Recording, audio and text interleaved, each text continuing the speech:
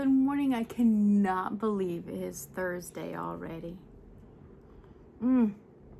This week is so hot. It went by so fast. Ooh. And I'm still sleepy. The heat really drains me. Cheers in a new cup. I have a friend that she's from New York, and she went home to visit family. And when she came back, I met her for coffee, of course. And I didn't even tell her what happened to my favorite mug. She gave me a new favorite mug. Crazy how that life lesson comes around, huh?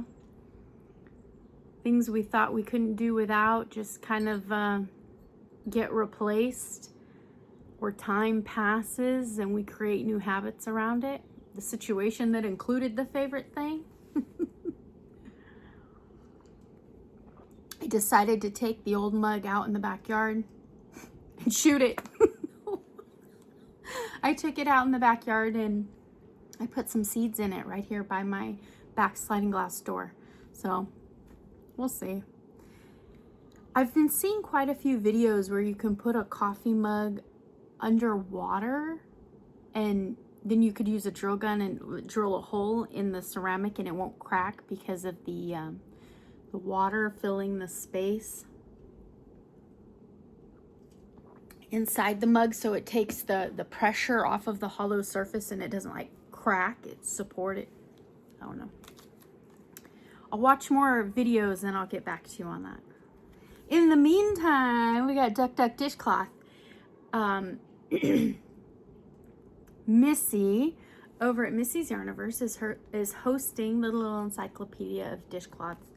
She's randomly picking dishcloths with the support of a crew of ducks. And last week, look, I even made myself a note to help remind myself. Last week she picked mile a minute. Have you made a mile a minute blanket? They were all the rage not too long ago, all the rage. And I think they look beautiful. And I kept thinking, mile a minute, oh, that just means that you make them super fast, right? Like they crochet up super fast. That's how they got their name. I don't know. All them little puff stitches that are involved. I'm sure there's different mile a minute styles that use different stitch techniques, I'm sure. This one used some puffs and it was just a small little dishcloth, so no big deal. Lois Long. I put Lois Long into Ravelry, and under her name, she has lots of patterns, lots of baby clothes, and she's associated with Leisure Arts in a lot of them, which Leisure Arts is the maker of the book. It says that the mile a minute is free on Ravelry, but when you go to click Designer's PDF, there's no Designer's PDF. You can't click on that. You have to click on the link for Leisure Arts, and when you go, it's actually not free. It's part of a collection for $7.99. The collection, if you keep clicking and clicking, the collection is the Little Encyclopedia of Dishcloths. You can get an e-copy of this book for $7.99 off of Ravelry, directly from Leisure Arts. I don't think I paid $7.99 for the used copy off of Amazon, but I don't, I haven't looked. We're a half year into this, so I don't remember if there was a brand new option. I think it's a discontinued book, isn't it? Are they still printing this? Copyright 2015? Oh no. Oof. I don't know. But if you wanted to download an ebook for $7.99, there's always that option. And I put a whole bunch of notes on here that I don't understand. Socks, toe to top, shorties, knit, regular, tee, cots and more. All look precisional. Oh! I made a short list of the items that that she had on Ravelry. She's got a pattern for socks, and it's called toe to top socks. She has a shorties knit socks, a regular sock, and clothes and more. And then I said all look professionally photographed. So they're all from Leisure Art. You know how on Ravelry, when someone writes a pattern, and you could see like they took a picture of it in their dining room, or they took a picture of it on a flat surface on their bed or something like that. Or, you know, like a random family member wearing it and then they like blur out the face. All of Lois Long's look very professionally taken, as if they were all part of Leisure Arts and put on Ravelry that way. That's what my notes mean. I make notes and then I forget what the notes mean. Anyway, what yarn did I use? I used Premier Home Life. I've got this very soft pink. It's called Pastel Pink. This came in a kit, a color set kit that was gifted to me. It was one of those zipper bed sheets, and it had like plastic zipper container, and it had all these colors in it, mostly primary. Only have a few left of those. Only have a few left. And I used this, it looks like butter. It's like the perfect shade of a pastel yellow. Could be called a cream. It's butter. No label on that one. Label long gone. So the book said, it got kind of confusing.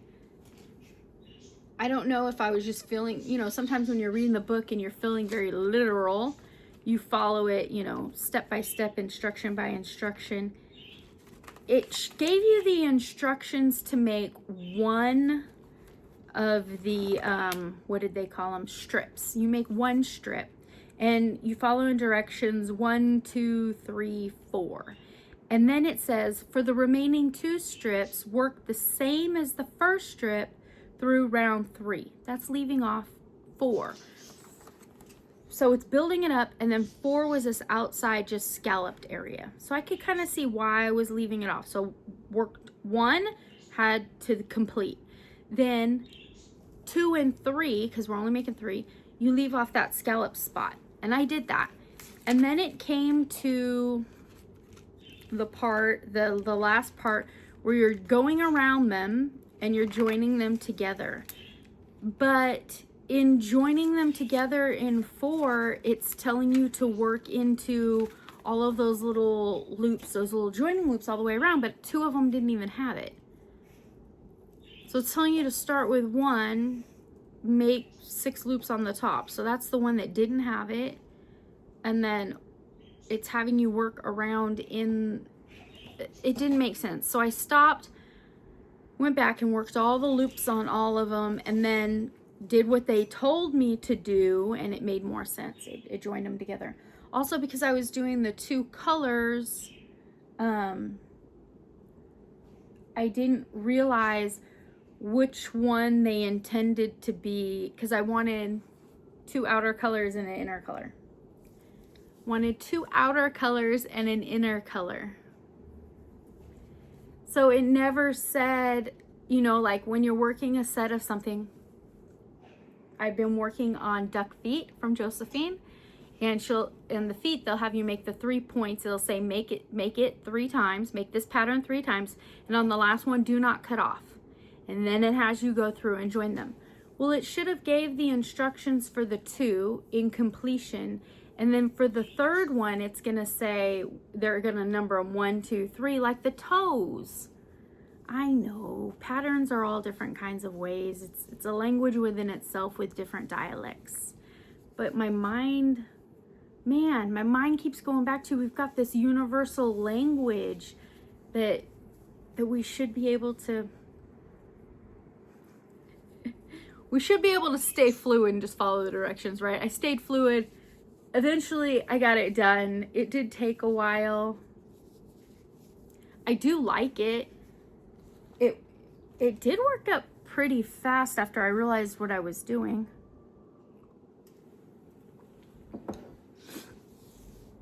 So we got some single crochets in there.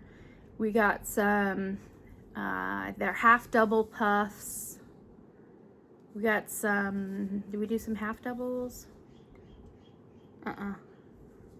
Singles, puffs. We did some more singles on there. Did it 3 times. I didn't tie anything in because I have so many ends, because I had to go back and add the outer border before I could connect them all. In connecting them, I have 2 ends. I have 1 end because I sewed over the first end for each one of these. So 3, 4, 5. Went back and added the outer loopy border. 5, 6, 7. I got a lot of ends. Oh well. It's not quite large enough to be a scrap catcher for the toaster. It's got a lot of holes. I really don't use the cotton for dishcloths ever. I use those sponges. The cotton gets a little slimy for me sometimes, even after I wash it many times in hot water and everything else. I think I should take a few minutes and sew in the ends. And I think this one is going in the bag for dishcloths to take in November to the market. Holds up nice. Now that I'm looking at it, I can think of so many different things. That's a little girl's purse. Isn't it cute? Like little tulips. Not really deep enough for too much trinketing. Even if I ran a string through there like a drawstring.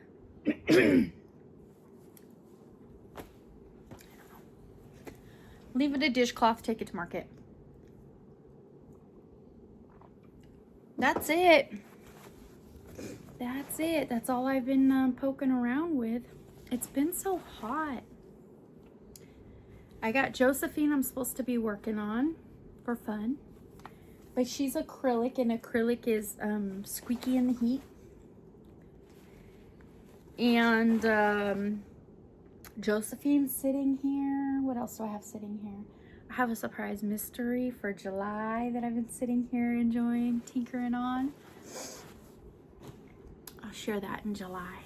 2 Julys. I have the July mystery, and then I have Rainy's summer craft along 2026. I've been working on projects for that. Just sitting and crafting, and about time to turn the air conditioner on. I think I got up to 100 yesterday. Need to go, and the air conditioner hasn't been on for a year. We usually wait, suffer a few little heat waves, and then lock everything up and turn the air conditioner on for the rest of the summer. We might be there. All right, friends. Thank you for visiting with me, and I'll see you again soon. Bye.